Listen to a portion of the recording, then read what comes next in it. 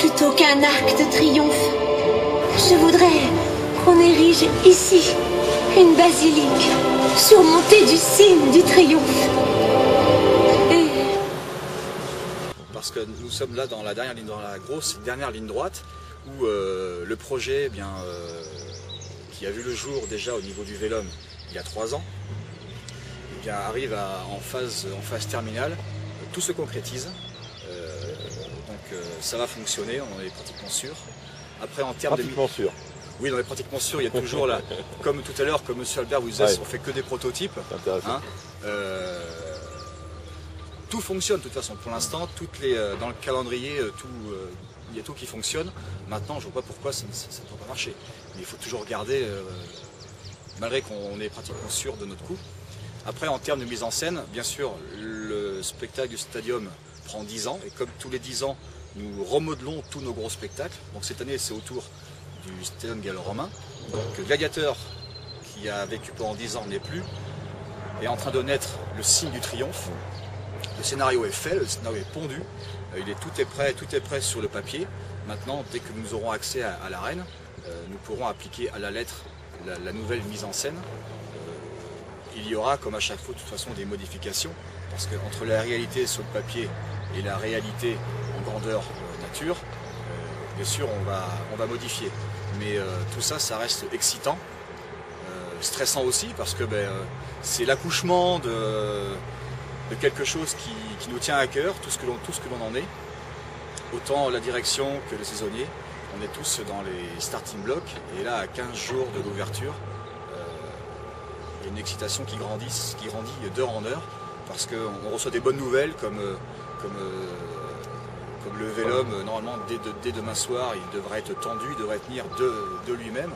Donc, tous les jours, on a des bonnes nouvelles qui nous arrivent. Devant vous, les principaux costumes qui vont servir pour notre nouveau spectacle du signe du triomphe, donc pour cet été 2011.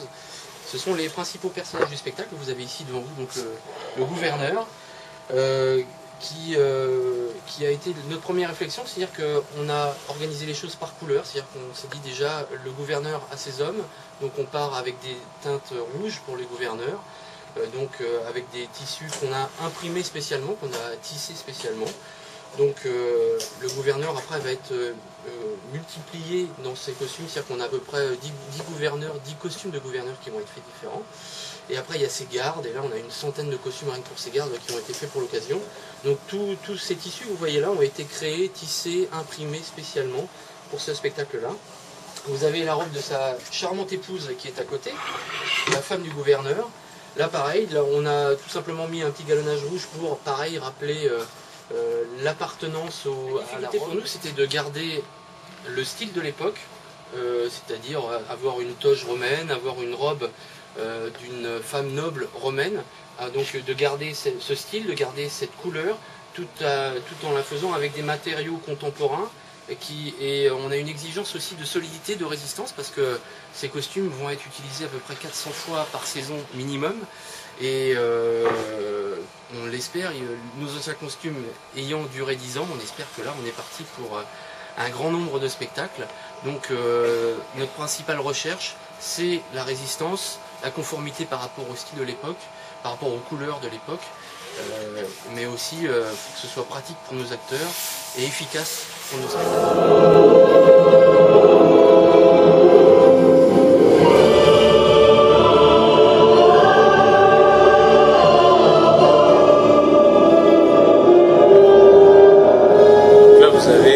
Vous avez 80 choristes et 120 musiciens, plus évidemment du son synthétique qui vient s'ajouter à ça.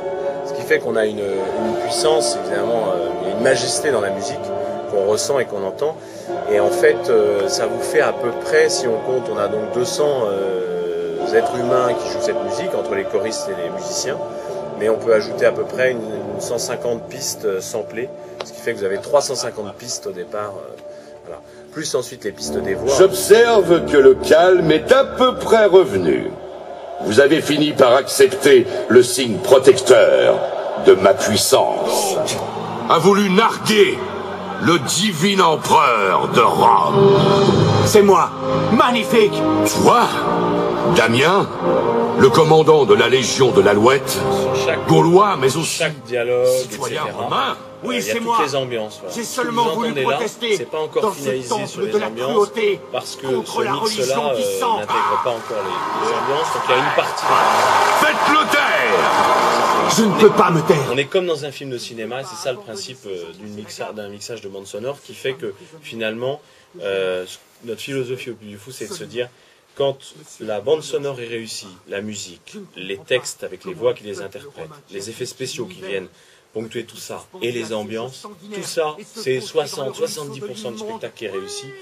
Après, il faut que la mise en scène suive, mais la mise en scène, elle ne fait que donner vie à ce qu'on a imaginé. C'est-à-dire que la bande sonore, elle est complètement conçue pour la mise en scène. Voilà, il n'y a plus qu'à mettre l'image sur le son, et pas l'inverse. Finalement, c'est là où on est un peu à l'envers dans la manière de travailler du cinéma. On crée d'abord le son, et ensuite on fait l'image, selon la vieille maxime des artistes antiques. Le verbe et le son créent la forme, et non pas l'inverse.